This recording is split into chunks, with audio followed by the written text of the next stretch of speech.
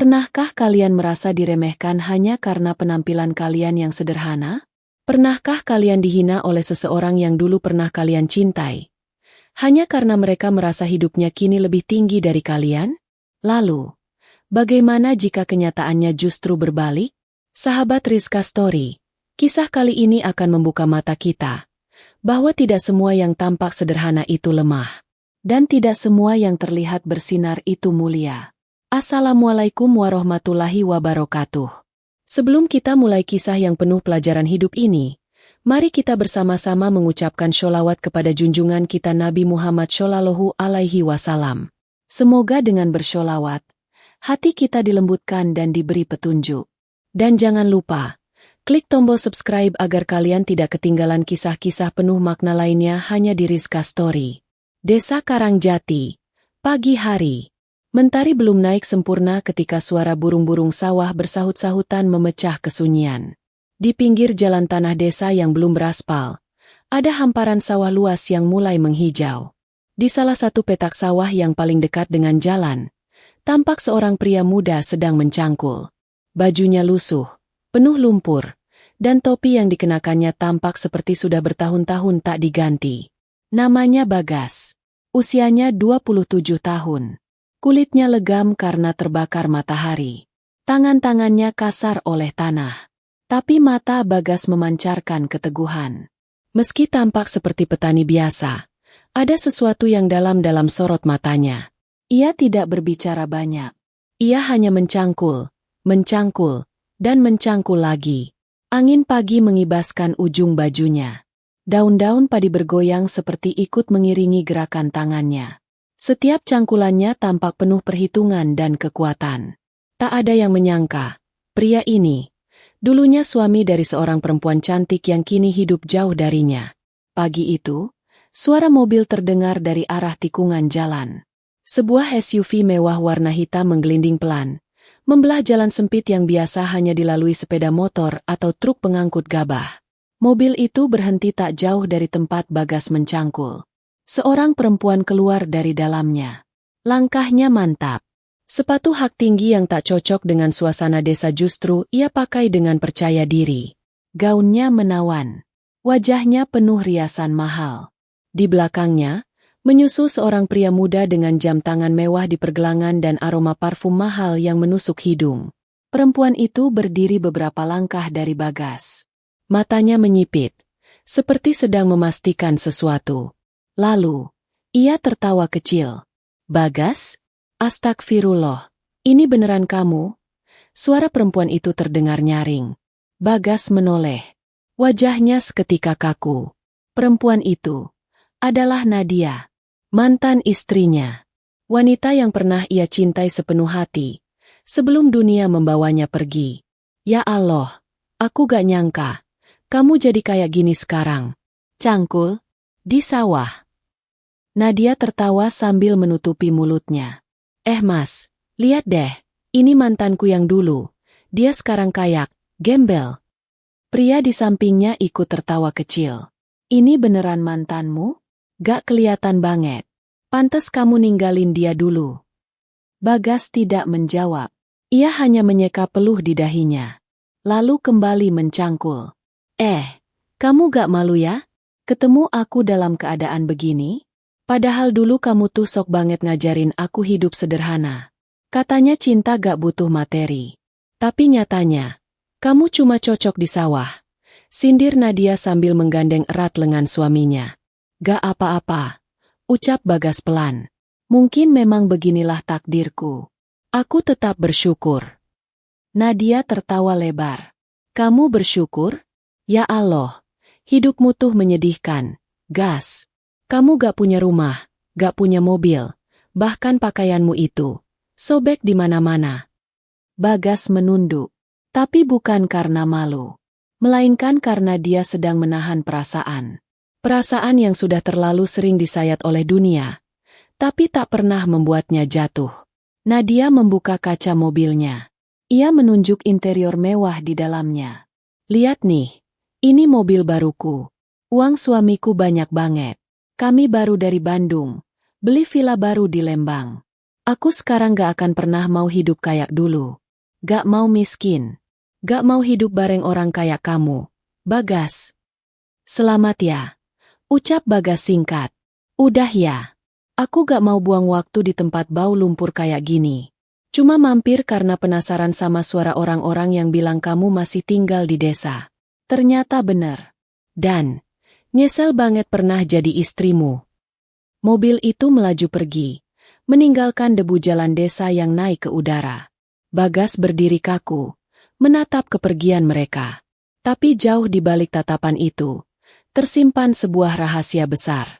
Sesuatu yang tidak akan pernah Nadia bayangkan. Bagas kembali mencangkul. Tapi kali ini ia menatap langit.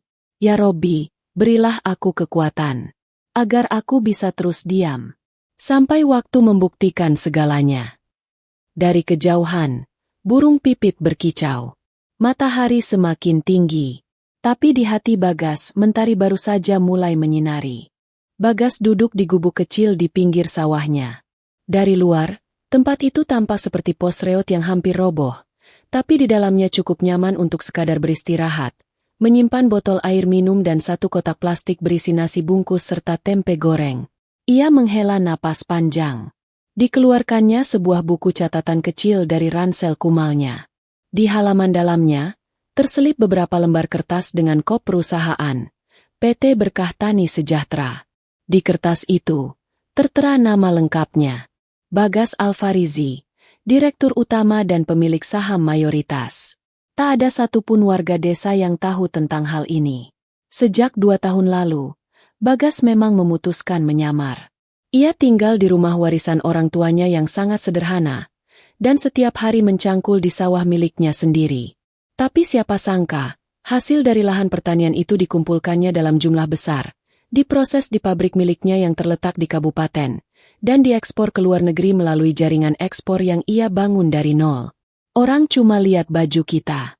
Tapi mereka gak pernah mau lihat kerja keras di balik tanah ini.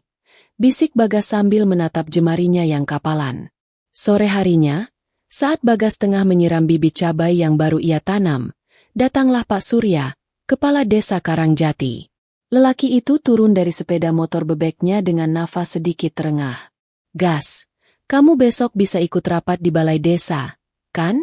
Ada investor baru dari kota. Katanya mau bangun resort. Lahannya mau di sekitar sini. Bagas mengangguk pelan. Saya ikut, Pak. Tapi saya tetap keberatan kalau tanah produktif dipakai untuk bangunan. Pak Surya mengangguk. Paham aku, Gas. Tapi kamu datang aja ya. Soalnya mereka mintanya pemilik lahan utama hadir. Setelah Pak Surya pergi, Bagas menatap ke arah barat. Mentari mulai turun. Tapi dalam pikirannya, justru cahaya besar tengah naik. Keesokan harinya di Balai Desa Karangjati. Beberapa mobil mewah parkir di pelataran kantor desa. Sejumlah orang berpakaian rapi duduk di kursi tamu. Salah satunya adalah seorang pria berdasi yang duduk bersama seorang wanita cantik. Ya, Nadia. Ia tampak angkuh saat masuk ruangan. Tangan kirinya menjinjing tas bermerek, sementara tangan kanannya menggandeng map berisi proposal pembangunan resort. Pak Surya, ujar Nadia dengan senyum ramah. Saya tertarik membeli beberapa bidang sawah untuk proyek resort keluarga saya. Akan sangat bagus kalau kita bisa kerjasama. Pak Surya mengangguk hati-hati. Iya, Bu. Tapi lahan yang Ibu incar, sebagian besar milik satu orang. Dan orangnya akan datang sebentar lagi. Nadia mengangkat alis. Satu orang punya semua sawah itu? Siapa? Beberapa menit kemudian, pintu ruangan terbuka. Langkah kaki menyusup masuk. Seorang pria berjaket abu-abu bersih, celana hitam licin, dan sepatu kulit mahal melangkah perlahan. Wajahnya bersih, rambutnya klimis, dan bau parfumnya elegan. Pak Surya berdiri. Nah, ini dia, pemilik lahan utama yang akan kita bahas hari ini. Namanya, Bagas. Nadia terdiam. Dadanya seakan dihantam palu besar. Bagas? Ucapnya pelan. Pria itu menoleh. Matanya menatap lurus padanya. Iya, aku Bagas. Jawabnya dengan suara tenang. Semua mata memandang Nadia. Ada yang berbisik-bisik, ada pula yang menahan senyum. Sementara Nadia, yang semula duduk dengan kepala tegak, kini menunduk dalam-dalam. Bagas duduk di depan meja rapat. Ia membuka map berisi data-data hasil pertanian, grafik ekspor, dan laporan pajak perusahaan. Dengan suara tenang, ia menjelaskan potensi lahan Karangjati sebagai sentra pangan yang harus dilindungi. Jika semua lahan diubah menjadi beton dan kolam renang, maka masyarakat kehilangan identitas. Dan negeri ini kehilangan lumbung padinya, ucap Bagas. Setelah paparan selesai, para hadirin tepuk tangan. Sementara Nadia hanya bisa mematung. Kakinya gemetar. Air matanya nyaris menetes. Tapi ia tahan. Di balik matanya, kilas balik kenangan bersama Bagas muncul satu persatu. Mereka pernah saling mencintai.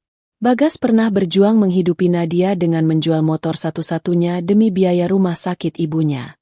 Ia rela bekerja siang malam, mencangkul di siang hari dan jadi pengantar galon di malam hari. Tapi Nadia saat itu merasa Bagas terlalu miskin, terlalu rendah. Lalu datanglah pria kaya itu, yang menjanjikan kehidupan mewah. Nadia pun pergi, meninggalkan Bagas dan membawa seluruh kenangan mereka pergi bersamanya. Dan kini, pria yang dulu ia hina, berdiri di podium kehormatan. Setelah rapat selesai, semua orang bubar. Tapi Nadia tetap duduk di kursinya. Kepalanya menunduk, tangannya gemetar. Bagas berjalan perlahan ke arahnya. Terima kasih sudah datang, ucapnya singkat. Nadia mendongak, suaranya lirih. Gas, aku. Bagas mengangkat tangan, menghentikan ucapannya. Aku gak butuh permintaan maaf. Aku cuma ingin kamu tahu bahwa aku tidak pernah marah. Nadia menunduk lagi. Kali ini, air matanya tak terbendung. Bagas melangkah pergi. Langkahnya pasti, bahunya tegap. Di luar balai desa, angin bertiup lembut. Matahari sore membias cahaya di antara pepohonan. Dan dari balik jendela, Nadia menyaksikan sosok yang dulu ia tinggalkan, kini berjalan menjauh, membawa harga diri dan kemenangan, tanpa pernah membalas dendam. Di dalam mobil hitam yang masih terparkir di halaman balai desa, Nadia duduk terpaku. Tangannya menggenggam kemudi, tapi mesinnya belum dinyalakan. Wajahnya tak lagi tersenyum angkuh. Bibirnya gemetar, dan pipinya basah oleh air mata. Ia menatap bayangannya sendiri di kaca spion. Yang ia lihat bukan lagi wanita anggun dengan tas bermerek dan gaun mahal, tapi seorang perempuan yang penuh kesombongan, dan kini tersungkur dalam penyesalan. Ya Robbi, kenapa aku sebodoh ini? Bisiknya lirih. Suaminya, Dimas, duduk di sebelah dengan wajah bingung. Kamu kenapa, Nat? Nadia menatapnya sekilas, lalu memalingkan wajah. Kamu ingat lelaki yang aku hina minggu lalu? Waktu kita mampir di pinggir sawah? Dia ternyata bukan petani sembarangan. Dia yang punya semua lahan yang kamu incar. Dimas terdiam. Ia mencoba mencari kata-kata, tapi tak satu pun keluar dari mulutnya. Dan dia dulu suamiku, lanjut Nadia. Suaranya nyaris tak terdengar. Dimas akhirnya bicara. Kita masih bisa negosiasi. Uangnya kita tambah. Semua orang bisa dibeli asal angkanya cocok, kan? Nadia hanya menatap Dimas dengan nanar. Bukan, Mas. Kamu gak mengerti. Dia bukan orang seperti itu. Dia gak bisa dibeli. Sementara itu, Bagas kembali ke rumah tuanya yang berdinding kayu jati. Rumah itu tampak biasa. Lantai semen, kursi anyaman rotan, dan satu kipas angin tua di sudut ruang tamu. Tapi dari balik jendela rumah sederhana itulah, Bagas mengatur perusahaannya, mengelola para petani muda, dan menyusun strategi ekspor untuk hasil panen desanya. Malam itu, ia duduk di beranda dengan secangkir kopi pahit. Bintang bertaburan di langit desa. Hening dan damai. Tiba-tiba, suara motor menghampiri. Seorang pemuda datang membawa map besar. Pak Bagas, ini dokumen kerjasama dari Dinas Pertanian. Tanda tangannya besok. Ya Pak. Dan satu lagi, Bu Ratmi dari Bank Syariah mau ketemu minggu depan. Bagas mengangguk. Terima kasih, Andi. Pulanglah. Sudah malam. Pemuda itu pamit, dan Bagas kembali sendiri. Ia membuka map berisi proposal proyek pendampingan petani muda. Di lembar teratas, ada satu slogan besar yang ia tulis sendiri. Petani boleh sederhana, tapi masa depannya tidak boleh biasa-biasa saja. Keesokan harinya, kejadian tak terduga terjadi. Nadia kembali ke desa, sendirian, tanpa mobil mewah. Ia turun dari angkot yang berdebu. Wajahnya polos tanpa riasan. Rambutnya digelung sederhana. Ia mengenakan gamis abu-abu dan sandal jepit. Warga desa memandangnya heran. Perempuan ini, bukankah kemarin datang dengan mobil mentereng dan suami gagah? Namun kini, dia datang dengan mata bengkak dan langkah goyah. Ia berjalan menuju rumah kayu milik Bagas. Pelan, gemetar. Tok, tok. Tok. Bagas membuka pintu. Ia tercengang. Di hadapannya berdiri Nadia. Tanpa make up, tanpa mobil, tanpa suami. Ada apa, Nat? Nadia menggigit bibirnya, menahan air mata. Aku cuma mau minta maaf. Bagas terdiam. Matanya menatap Nadia dalam-dalam. Aku dulu terlalu sombong. Gas. Aku kira hidup dengan pria kaya bisa bikin aku bahagia. Tapi aku salah. Dimas ternyata bukan seperti yang kukira. Dia ditangkap kemarin karena kasus investasi bodong. Mobil itu disita. Villa itu juga hanya kontrak.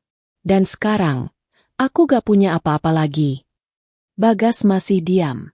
Ia menarik napas dalam. Terima kasih sudah jujur, Nat. Tapi kamu gak perlu datang ke sini. Aku sudah memaafkanmu, bahkan sebelum kamu minta maaf. Nadia menunduk. Aku gak berharap kamu nerima aku lagi.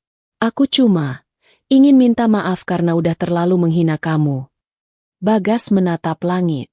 Di atas sana, awan berjalan pelan. Semua orang berhak jatuh. Yang membedakan adalah cara mereka bangkit, ucap Bagas. Nadia mengangguk. Aku tahu. Aku gak akan ganggu hidupmu lagi. Aku hanya ingin bilang, kamu ternyata lebih dari yang pernah kubayangkan. Nadia pun melangkah pergi. Tapi kali ini, langkahnya tak lagi meninggi. Tak ada tawa, tak ada ejekan. Hanya tangis diam-diam yang meleleh di pipi wanita yang akhirnya menyadari bahwa ia kehilangan berlian karena terlalu sibuk mengejar kilauan kaca. Hari-hari berlalu setelah pertemuan mengejutkan itu. Desa Karangjati kembali tenang seperti biasa.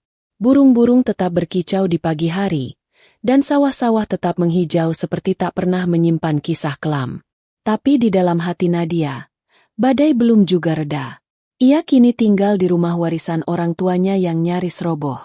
Tak ada lagi AC, tidak ada supir pribadi, dan tak ada sepatu hak tinggi di rak pintu. Hanya dirinya, dan rasa bersalah yang tiap malam menyiksa. Nadia mulai berjualan gorengan di pasar desa. Dengan daster lusuh dan tangan terbalut minyak panas, ia mencoba menjalani hidup barunya. Namun, bisik-bisik warga desa seringkali menyentaknya dari belakang. Itu kan mantan istrinya Pak Bagas. Dulu sombong banget. Sekarang, jualan bakwan. Nadia menunduk setiap kali mendengarnya. Tapi ia tak membalas. Mungkin inilah bayaran dari semua kesombongan masa lalu. Sementara itu, Bagas makin sibuk. Ia sering diundang ke berbagai forum pertanian nasional. Bahkan sekali waktu tampil di televisi lokal sebagai pemuda desa sukses berbasis tanah sendiri. Tapi tak satu pun dari itu membuatnya jumawa.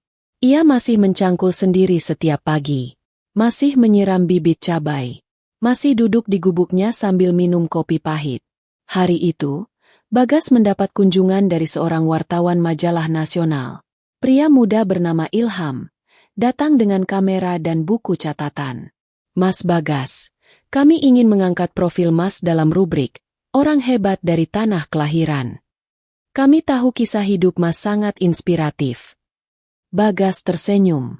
Saya cuma petani biasa, Mas Ilham. Ilham tertawa. Petani biasa gak mungkin punya 3 pabrik pengolahan beras dan jaringan ekspor ke 7 negara, Mas. Mereka duduk di beranda rumah kayu. Ilham mencatat cerita hidup Bagas dengan penuh semangat. Kenapa Mas Bagas gak pernah tampil mewah seperti pengusaha sukses lainnya? Tanya Ilham penasaran. Bagas menatap sawah yang terbentang di depannya. Karena tanah ini tidak butuh sepatu mengkilap untuk mengerti. Karena petani yang sejati tidak diukur dari dasi, tapi dari hatinya. Ilham diam. Kalimat itu menampar pikirannya. Beberapa hari setelahnya, majalah itu terbit. Di sampulnya terpampang wajah Bagas dengan judul besar, "Petani Gembel yang Menaklukkan Dunia." Majalah itu tersebar hingga ke desa Karangjati. Dan saat Nadia melihatnya di toko kelontong, tangannya gemetar saat memegangnya. Ia membaca halaman demi halaman tentang perjuangan Bagas, tentang bagaimana ia membangun dari bawah, tentang kesederhanaan yang tak berubah. Matanya basah lagi. Di dalam benaknya, satu hal bergema kuat. Aku menertawakan dia saat ia menggenggam cangkul. Tapi sekarang aku yang tak mampu menggenggam kebahagiaan. Di malam Jumat, Nadia memberanikan diri menghadiri pengajian umum di masjid desa. Ia duduk di barisan belakang, mengenakan mukena polos dan membawa tas berisi gorengan untuk disedekahkan. Dan malam itu, tak disangka, Bagas menjadi tamu kehormatan di acara pengajian. Ia duduk di depan bersama Kiai, dipanggil untuk memberikan testimoni hidup sebagai pemuda yang kembali membangun desa. Banyak orang yang mengira kalau sukses itu hanya ada di kota, ujar Bagas pelan. Padahal tanah yang kita injak hari ini bisa jadi tempat tumbuh yang paling subur. Asal kita sabar. Asal kita jujur. Nadia menunduk. Air matanya menetes ke sajadah. Tangisnya tak bersuara, tapi hatinya meraung. Ia tahu, Bagas telah menjadi sosok besar. Bukan karena uang, tapi karena kelapangan hatinya. Karena keteguhannya. Karena kesabarannya saat dihina. Selesai acara, Nadia berdiri di pelataran masjid. Lampu neon memantulkan bayangan tubuhnya di paving. Ia melihat Bagas keluar dari masjid. Pria itu dikerubungi pemuda-pemuda desa yang ingin belajar darinya. Nadia tak berani menyapa. Ia hanya melihat dari jauh. Tapi sebelum ia melangkah pergi, Bagas menoleh. Pandangan mereka bertemu. Tak ada kata, tak ada senyum. Tapi dari sorot matanya, Nadia tahu, Bagas telah memaafkannya. Jauh sebelum dunia memintanya melakukannya. Dan malam itu, untuk pertama kalinya, Nadia sujud di sepertiga malam. Bukan untuk meminta kembali cinta yang telah ia buang. Tapi untuk bersyukur, bahwa ia masih diberi waktu, untuk berubah menjadi manusia yang lebih baik. Pagi itu, langit Karangjati diguyur gerimis. Kabut tipis menyelimuti sawah-sawah yang mulai menguning. Suara kodok bersahutan dari parit di pinggir jalan. Udara dingin merayap ke pori-pori tanah. Nadia berdiri di bawah payung plastik, menatap ke arah sawah tempat dulu ia pernah menertawakan Bagas. Di sana, pria itu kembali mencangkul. Tapi kali ini, ia tak sendiri. Beberapa pemuda desa berdiri bersamanya. Ada yang mencatat, ada yang menggambar denah, ada yang sibuk memeriksa kelembaban tanah. Mereka semua adalah bagian dari program petani muda mandiri yang digagas Bagas. Salah satu dari mereka tertawa kecil. Pak Bagas, dulu waktu saya kecil saya kira Bapak ini cuma tukang cangkul. Taunya, Bapak perusahaan ekspor. Bagas menoleh sambil tersenyum. Dulu saya juga pernah dianggap gak lebih dari tukang cangkul. Tapi justru dari situ saya belajar, bahwa kalau kita sabar, tanah yang kita cangkul bisa jadi jembatan ke langit. Semua pemuda itu tertawa kagum. Dari kejauhan, Nadia menatap dengan mata berembun. Ia tak tahu harus berbuat apa. Hatinya ingin bicara, tapi lidahnya keluh. Ia ingin mengucapkan terima kasih. Tapi ia tahu, Bagas tak butuh ucapan apa-apa. Tiba-tiba, salah satu pemuda mendekat ke arah tempat Nadia berdiri. Bu Nadia, mau ikut ke balai desa? Pak Bagas minta tolong disampaikan. Nanti sore ada pelatihan pengolahan hasil panen. Semua warga diundang. termasuk ibu. Nadia tercengang. Aku? Iya, Bu. Nama ibu disebut langsung oleh beliau. Sore harinya, aula balai desa penuh sesak. Warga dari berbagai dusun datang membawa beras, sayur, bahkan produk olahan rumahan. Di depan ruangan, berdiri Bagas dengan kemeja batik sederhana, menyapa satu persatu warga yang hadir.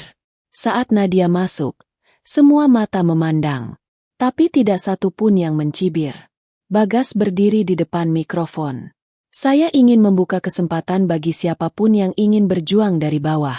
Siapapun bisa belajar. Tidak peduli masa lalu mereka bagaimana. Yang penting adalah keinginan mereka untuk berubah. Nadia terisak pelan.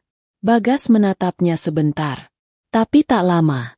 Ia kembali menatap ke arah seluruh hadirin. Karena saya percaya, orang baik bukan yang tak pernah salah, tapi yang mau memperbaiki kesalahan. Malam itu, Nadia datang sendiri ke rumah Bagas. Tapi bukan untuk mengemis cinta. Bukan pula untuk menumpang harapan. Ia membawa sepiring keripik tempe hasil produksinya sendiri. Ini, hasil belajar dari pelatihan minggu lalu, ucapnya sambil menunduk. Bagas menerimanya. Terima kasih, Nat. Nadia memandang Bagas lama. Aku tahu aku bukan siapa-siapa bagimu sekarang. Tapi aku tetap berdoa. Semoga Allah membalas semua kebaikanmu. Bagas mengangguk. Amin. Hanya itu. Tak ada kata cinta. Tak ada pelukan. Tak ada cerita lama yang diungkit. Karena bagi Bagas, masa lalu sudah ia kubur di ladang, bersama benih yang kini tumbuh jadi padi emas. Keesokan harinya, warga desa heboh. Sebuah mobil mewah terparkir di depan rumah kayu milik Bagas. Dari dalam mobil itu turun seorang pria tua berjubah putih. Di belakangnya, beberapa asisten berpakaian necis mengikuti. Wajah mereka tak asing. Mereka adalah pengusaha besar dari luar negeri yang sebelumnya menjadi mitra ekspor Bagas. Saya datang ke sini, bukan hanya untuk urusan bisnis, kata pria berjubah itu. Tapi karena saya ingin menunjuk Pak Bagas sebagai konsultan utama untuk proyek pertanian berkelanjutan di Afrika Utara. Semua warga desa bertepuk tangan. Tapi Bagas tetap kalem. Kalau proyek itu bisa membuat petani di sana mandiri, saya bersedia, ucapnya. Nadia melihat semua itu dari kejauhan. Tapi tak ada lagi rasa iri di hatinya. Yang ada, hanya rasa bangga. Karena ia pernah mencintai lelaki seperti Bagas. Dan walaupun kini tak bisa memilikinya, setidaknya, ia bisa ikut belajar darinya. Musim panen tiba. Lahan-lahan pertanian di desa Karangjati diselimuti warna kuning keemasan. Suara sabit memotong batang padi berpadu dengan tawa para petani yang bekerja penuh semangat. Truk-truk kecil hilir mudik membawa gabah ke gudang pengeringan. Desa itu hidup, subur, dan penuh harapan. Di tengah pemandangan itu, Bagas berdiri di pematang sawah dengan baju putih polos dan topi caping. Ia memantau panen bersama tim mudanya. Matanya menelusuri setiap jengkal lahan dengan perasaan haru. Apa yang dulu disebut kampung, sekarang jadi pusat pertumbuhan, gumamnya pelan. Dari kejauhan, Nadia memperhatikan. Ia kini menjadi relawan di koperasi desa, membantu proses pengemasan dan pemasaran hasil panen dalam bentuk produk olahan. Ia bukan lagi wanita yang duduk di kursi penumpang mobil mewah, melainkan perempuan yang duduk di atas tikar, menata keripik bayam bersama ibu-ibu lain. Namun di wajahnya, tak tampak lagi rasa malu. Karena di balik jilbab sederhana yang ia kenakan, tersimpan tekad untuk memperbaiki hidup dari awal. Hari itu, koperasi desa kedatangan tamu dari kota. Mereka membawa alat pres otomatis dan pelatihan pemasaran digital. Semua itu adalah hasil dari kerjasama dengan PT Berkah Tani Sejahtera, perusahaan milik Bagas. Saat sesi pembukaan dimulai, kepala desa mempersilakan Bagas naik ke podium.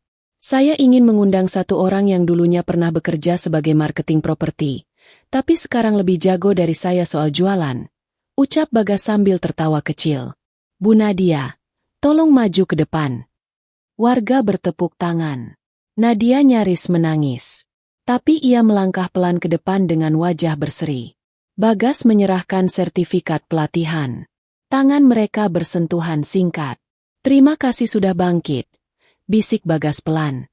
Nadia menatap matanya. "Terima kasih karena tidak membiarkan aku tenggelam." Hari demi hari, koperasi desa berkembang pesat. Produk makanan ringan dari Desa Karangjati mulai masuk ke minimarket kabupaten. Bahkan permintaan dari luar kota mulai berdatangan. Nadia menjadi koordinator pemasaran, membawahi 5 ibu rumah tangga dan 2 pemuda kreatif. Di rumah kayunya, Bagas sering menerima kunjungan. Tapi tak satu pun wanita yang ia beri tempat di hatinya. Banyak yang mendekat, banyak pula yang diam-diam berharap. Tapi Bagas memilih sendiri.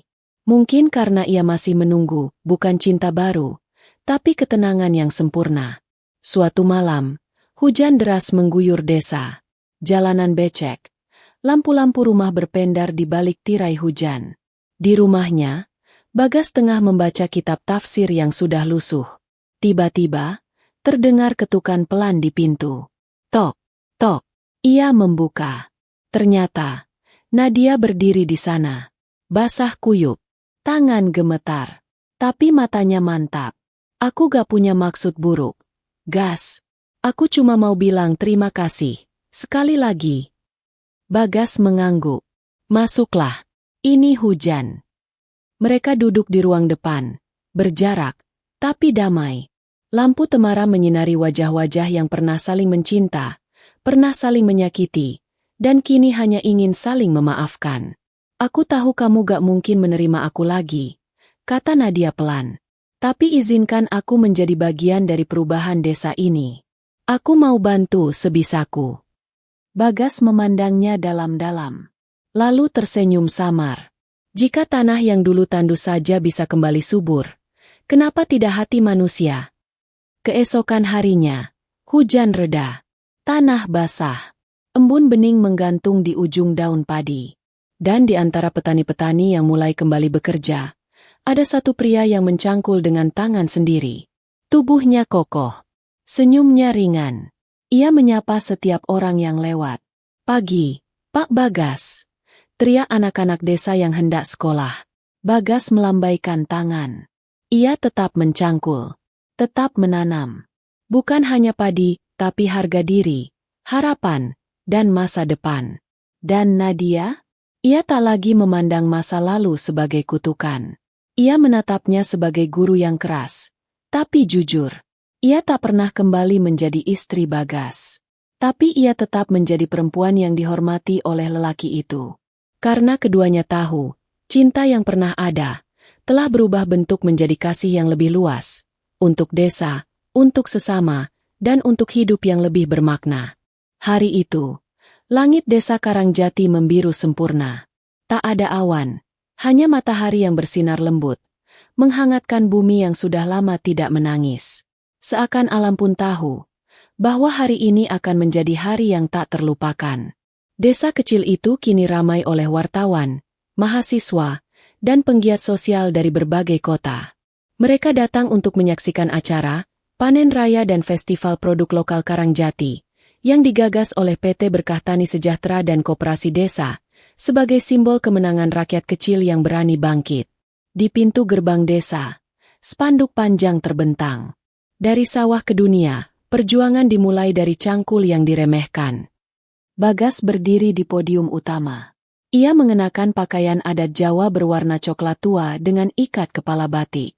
Di sampingnya, para petani berdiri sejajar, dari yang tua renta hingga pemuda yang baru lulus SMA. Semuanya menggenggam satu hal yang sama, harapan. "Kita pernah dianggap remeh," ucap Bagas lantang di depan ratusan warga dan tamu undangan. Tapi sekarang desa ini telah menjadi sumber pangan utama di kabupaten. Kita ekspor. Kita mandiri.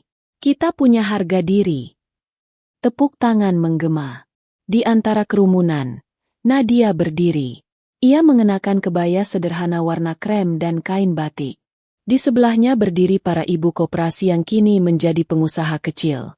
Mata Nadia berkaca-kaca, tapi bukan karena kesedihan, tapi karena bangga. Telah menyaksikan dengan mata kepala sendiri, bahwa lelaki yang dulu ia tinggalkan, ternyata adalah jawaban dari doa-doanya dulu.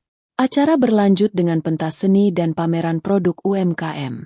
Ada stand keripik bayam, kerupuk singkong, beras organik, dan minuman herbal. Semua hasil kerja keras warga, yang dipimpin langsung oleh Bagas dan para relawan desa, termasuk Nadia. Di tengah keramaian itu, Bagas berjalan dari stand ke stand, menyapa warga satu persatu. "Pak Bagas, ini keripik kita udah sampai ke toko oleh-oleh di Jogja, loh," teriak Mbok Sari sambil menunjuk label produknya. "Alhamdulillah, Mbok. Nanti kita bantu daftarin ke Halal MUI dan BPOM juga ya," jawab Bagas sambil tersenyum. Warga menyambutnya dengan antusias, seperti menyambut pemimpin sejati. Tapi yang istimewa dari Bagas bukan karena jabatannya, melainkan karena ketulusan yang tak pernah berubah sejak ia masih mencangkul sendirian di bawah panas mentari. Sore harinya, acara ditutup dengan doa bersama di sawah yang dulu menjadi saksi penghinaan. Warga duduk bersila di pematang. Di tengah-tengah mereka, Bagas memimpin doa. Suara lirihnya menembus langit. "Ya Allah, Engkau maha membolak-balikan hidup manusia. Engkau tunjukkan bahwa yang hina hari ini bisa jadi pemimpin esok hari. Engkau ajarkan kami bahwa tak perlu membalas hinaan dengan benci. Cukup tanam sabar dan biarkan waktu yang panen." Amin mengalir dari bibir semua hadirin, termasuk Nadia, yang menangis dalam diam. Malam harinya, Bagas kembali ke rumah kayunya. Lampu petromak tergantung di langit-langit, menggoyang pelan diterpa angin. Ia duduk di kursi tua, menyeduh kopi pahit, menatap bintang-bintang di langit desa. Tiba-tiba, langkah kaki pelan terdengar dari arah pagar bambu. Tok-tok. Pintu rumah diketuk. Bagas membuka perlahan.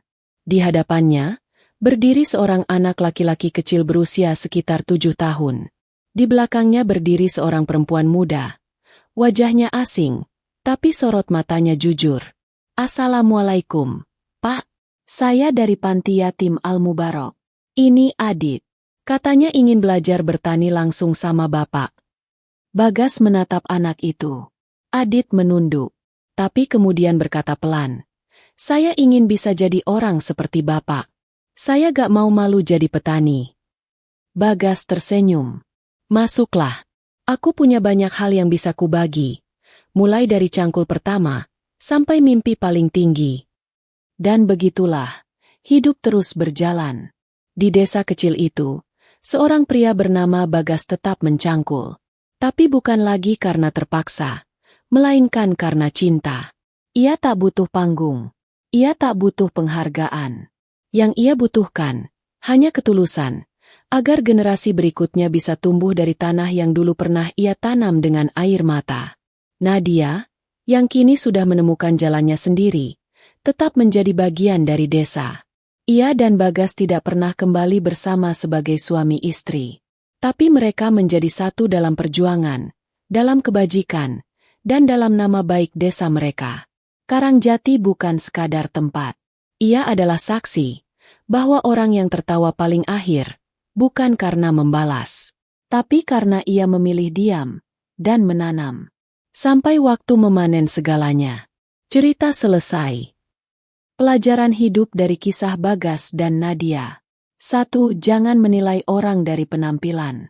Kita diajak untuk tidak cepat menghakimi seseorang hanya dari luarnya saja. Penampilan bisa menipu. Orang yang terlihat miskin bisa jadi menyimpan kekayaan, ilmu, atau kebaikan luar biasa. Bagas dicemooh karena tampak lusuh, padahal ia adalah pemimpin besar yang rendah hati. 2. Kesabaran selalu ada buahnya. Bagas tidak pernah membalas hinaan dengan dendam. Ia sabar, diam, dan terus bekerja. Kesabaran itulah yang akhirnya membawanya ke puncak keberhasilan. Waktu akan membalas semuanya dengan cara yang lebih indah. 3. Kesombongan bisa menutup mata dari kebenaran. Nadia memilih meninggalkan Bagas karena tergoda gemerlap dunia. Tapi di ujung kisah, justru dia yang terjatuh, sementara lelaki yang dulu ia hina melesat tinggi. Ini menjadi pelajaran bahwa kesombongan adalah awal kehancuran. 4. Tidak semua kesempatan bisa diulang. Cinta yang dulu pernah ia miliki, tak bisa kembali. Walaupun Nadia berubah dan menyesal, tak berarti semua bisa diperbaiki. Ada hal yang ketika hilang, tidak bisa dibeli kembali, sekuat apapun usaha kita. 5. Kesuksesan sejati bukan soal uang, tapi soal hati. Bagas sukses bukan karena harta semata, tapi karena hati yang tulus, prinsip yang tak tergoyahkan, dan niat untuk mengangkat desanya bersama-sama. Itu yang membuatnya dihormati semua orang. 6. Menghina orang lain adalah cermin rendahnya akhlak. Saat Nadia menghina Bagas, bukan Bagas yang menjadi rendah, tapi justru dirinya sendiri. Hinaan bukan menunjukkan siapa yang dihina, tapi siapa yang menghina. Mulut tajam menunjukkan hati yang keruh. 7. Orang hebat tak perlu balas dendam. Bagas tak pernah balas dendam, tak pernah membuka aib Nadia. Ia memilih diam dan tetap berbuat baik. Itulah orang hebat. Ia tidak melawan dengan caci, tapi membalas dengan prestasi dan kebaikan.